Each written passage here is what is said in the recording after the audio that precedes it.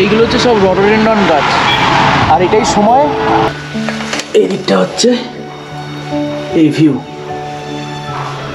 এখান থেকে পাহাড়টা দেখা যাচ্ছে পুরো।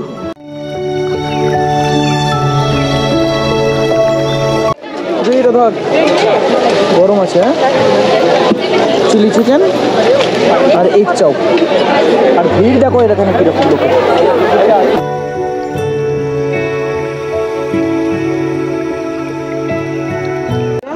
ফ্রুট কেক নাকি এটা? Fruit muffin. আচ্ছা।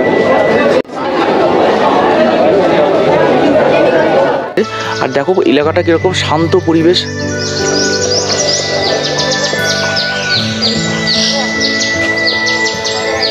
সুন্দর পাখির আওয়াজ পাওয়া যাচ্ছে। আর এই হচ্ছে রডোডেন্ড্রন ফুল সব। ঘুম স্টেশন ওয়ার্ল্ডের সেকেন্ড হাইয়েস্ট রেলওয়ে স্টেশন।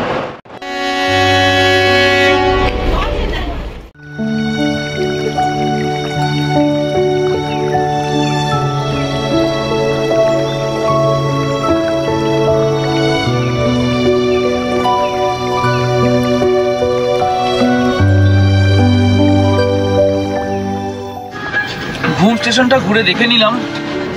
আর বাইরের ওয়েদারটা দেখো কেমন হয়ে আছে, পুরো পুরো মেঘ, একদম পুরো চারিদিকে পুরো একদম কুয়াশা, ধোঁয়া ধোঁয়া মতো। আর এই দাদার সাথে যাচ্ছি।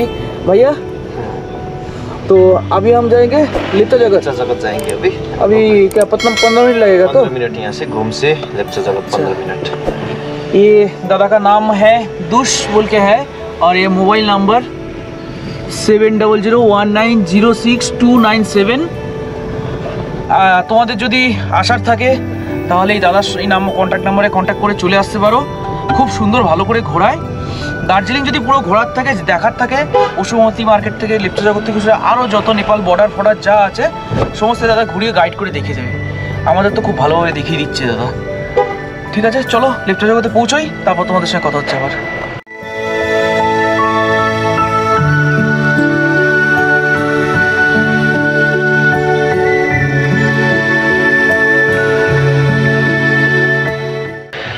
এখন এখানে এত ঠান্ডা আর সূর্যের আলো পর্যন্ত ঢুকছে না, পুরো দেখে তোমরা বুঝতে পারছো।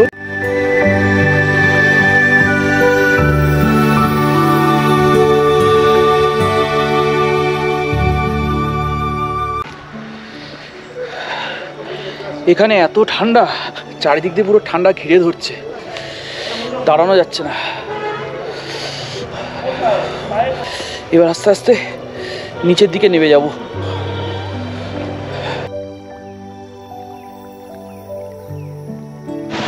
লিপ্তা জগৎ থেকে বেরিয়ে আমরা এখন চলে এসেছি, এটা আমাদের মানে ইন্ডিয়া নেপাল বর্ডার। এখানে দেখানো রয়েছে, দেখো Simana view point 0 kilometre, Maneybhanjan 2.9 kilometre, Jorpokhri 3 kilometre. এখান থেকে মানিভঞ্জনও কাছে। আর এখান থেকে সান্দাকফু, ওটাও একদম এখান থেকে চলে যাওয়া যাবে। এটাই রুট আছে, মানিভঞ্জন হয়ে একদম পুরো একদম সান্দাকফু। আর এই দিকটা 0 ভিউ পয়েন্ট আছে। এই জায়গাটা হচ্ছে গলিটার ভিউ পয়েন্ট বলছে।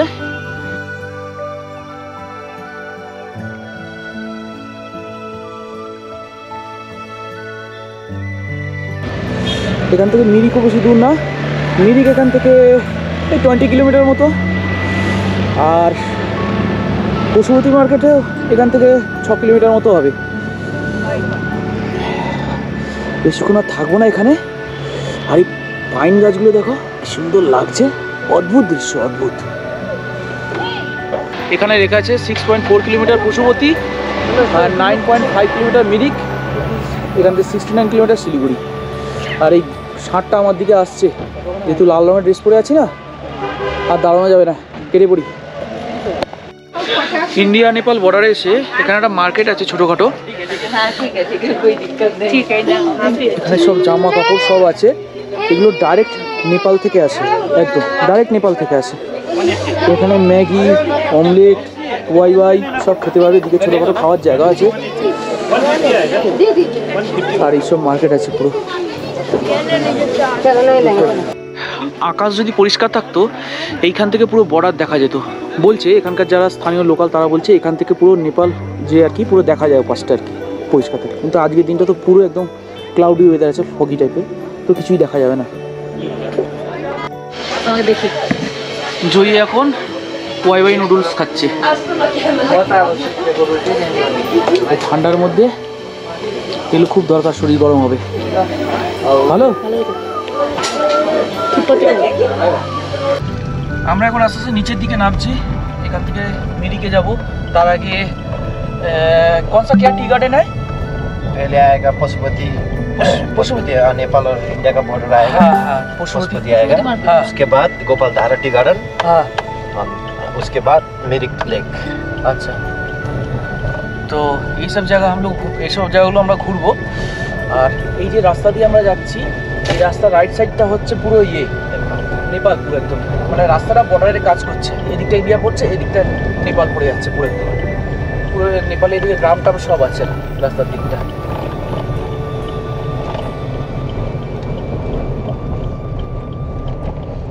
Pashupati customs checkpost.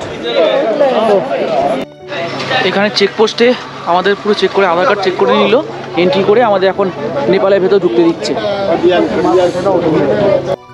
আমরা এখান থেকে এখন একটা ক্যাব নিয়ে নিলাম, পশুপতি মার্কেটটা এখান থেকে ঘুরবো, নেপাল বর্ডারটাও দেখে আসবো। তো এখানে ক্যাব বুক করার জন্য ওরা 300 টাকা নেয় রিজার্ভ করে আর কি। 300 টাকায় ওরা ঘুরিয়ে পুরো কি দেখাবে। ভাইয়া यहाँ से कितना किलोमीटर होगा? आना जाना 3 किलोमीटर। 3 किलोमीटर आना जाने में, তাই তো? আমরা এখন নেপাল পশুপতি মার্কেটের এখানে এসেছি। এই টোটাল এলাকা হচ্ছে পশুপতি মার্কেট, একদম এইসব জায়গা।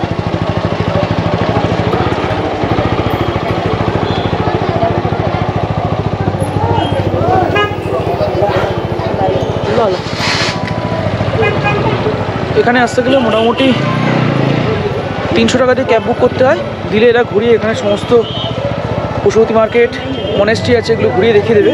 তা আমরা টোটাল ট্যুর করবো না, আমাদের এখন অত সময় নেই, কারণ আমাদের ফেরার ব্যাপার আছে। এখান থেকে এখনও মিরিক যাওয়ার আছে, তারপরে গোপাল টি গার্ডেন আছে, ওখানে যাব, তো ওগুলো ঘোরার আছে। তো এই দিকগুলো আপাতত ঘুরে দেখে নিই আমরা। এখানে বাজার হাট মতো বসেছে সব, এদিকেও সব সবজি টবজি নিয়ে বসে আছে, মেডিসিন সব নর্মাল আমাদের যেরকম হয় সেরকমই আছে। আর ওপর দিকটাতে মেনলি আর কি ওদিকে সব গার্মেন্টস, সব জামা কাপড়, জ্যাকেট, একদম এখানকার পুরো পিওর যে জ্যাকেট ফ্যাকেটগুলো সব ভালোভাবে পাওয়া যায়। আর একটা জিনিস জানলাম, সেটা হচ্ছে আমাদের ইন্ডিয়ান মানিতে হচ্ছে 100 রুপিস ইকুয়াল টু নেপালে 160 রুপিস। ইলেকট্রনিক জিনিস। আমরা এখন নেপাল থেকে ইন্ডিয়ার মধ্যে চলে এসেছি। চেকপোস্টের ওখানে ছবি তুলতে দেয় না, তো ওখানে বেশি একটা ভিডিও করতে পারিনি। ভেতরে গিয়ে মার্কেটটা শুধু করতে পেরেছি। আর জয়ী এখান থেকে নিল কোরিয়ান নুডলস, তাই তো কোরিয়ান নুডলস। আর এটা হচ্ছে পেন্সিল বক্স, কালার পেন্সিল, একটা স্কেল, একটা সরালে এর ভিতরে বক্স আছে। ও আবার সাথে আবার দুটো চপস্টিকও নিয়েছি, দেখি চপস্টিকটা। চপস্টিক নেই। এখন চলে এসেছি গোপাল ধারা, এটা হচ্ছে হাংখিম টি শপ। আর দার্জিলিং টি গার্ডেন এখানে আছে, এখানে দার্জিলিং চাও পাওয়া যায়। জয়ী আয়, কি এটা? কালু দাঁড়িয়ে আছে, দেখছে তোকে?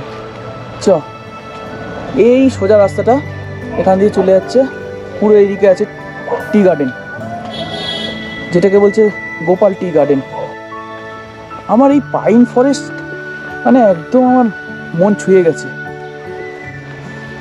আলাদা রকমই একটা সৌন্দর্য। এই দেখো কিরকম জঙ্গলের মধ্যে যাচ্ছি, যদি পা স্লিপ না করে দেখে। এইখানে দেখ সিঁড়ি আছে, চ সিঁড়ি দিয়ে দিই। পুরো জঙ্গল, এটা পুরো গোপালধারার টি গার্ডেন, পুরো একদম চায়ের বাগান এখানে।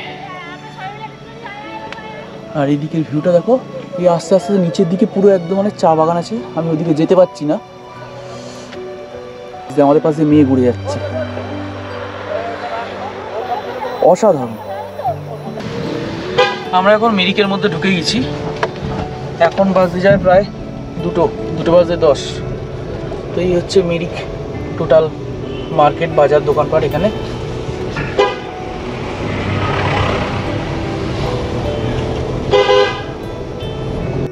আমরা এখন মিরিক লেকের ধারে পৌঁছে গেছি।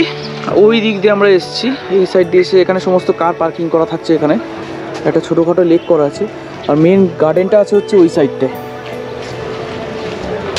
এটা টিকিট কাউন্টার আছে এবং টিকিট কাটতে হবে। टिकट कितना करके? 20 रुपया, 3 टिकट लगेगा।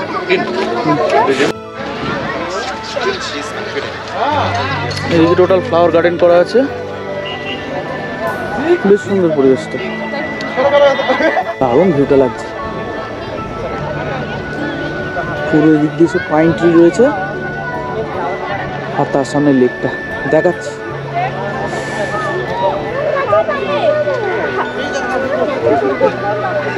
এই লেক আছে, এখানে বোটিংও করতে পারবে।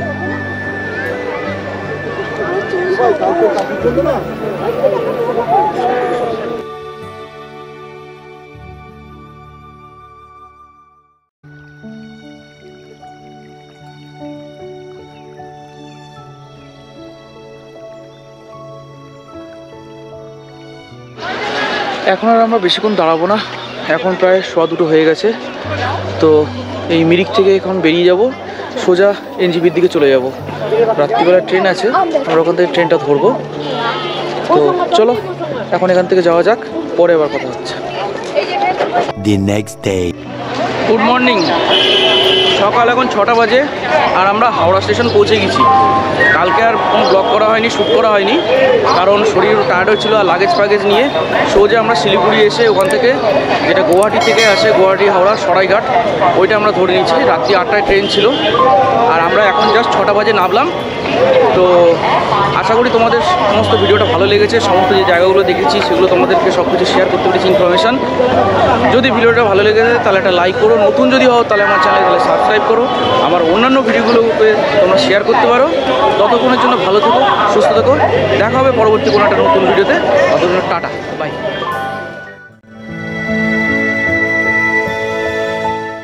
সূর্যাস্তের পরে যেরকম সূর্যোদয় হয়, আবার সূর্যাস্ত হয়, সেরকম মানুষের মনেও কখনো দুঃখ আসে, কখনো আনন্দ আসে।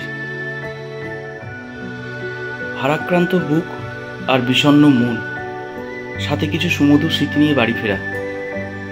দার্জিলিংয়ের পর্বটা তাহলে এখানেই শেষ করছি। দেখা হবে পরবর্তী কোনো একটা ভিডিওতে। ততক্ষণের জন্য ভালো থেকো, সুস্থ থেকো,